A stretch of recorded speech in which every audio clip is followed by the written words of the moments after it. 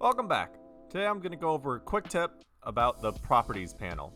So normally if you want to assign a bunch of things to scripts, you would have to hit this lock icon up here in the top right, and then drag in whatever you want, so for instance this fireball into the projectile slot.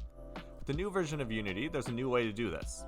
That is, you can right click on any game object, you can do it inside of here as well, and go to the properties window. The shortcut for this is Alt-P, and this will pop out a window that is the properties of that object. And no matter what I click on, it's going to stay on that object. So it's like the lock, but it's even better because you can dock it wherever you want. For instance, I can dock it up top here, have the inspector down below, and have my rock there. Or I can have it on a second monitor, which is the better use for it if you have two monitors.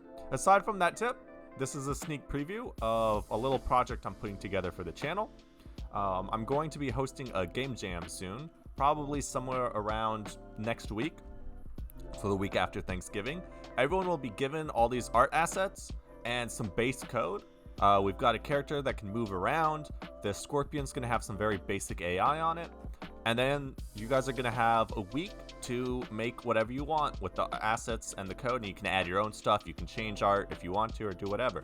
Down below, please comment what type of theme you would like, or any constraints you would like on this game jam. So far, the only thing I have is some sort of desert, maybe western, maybe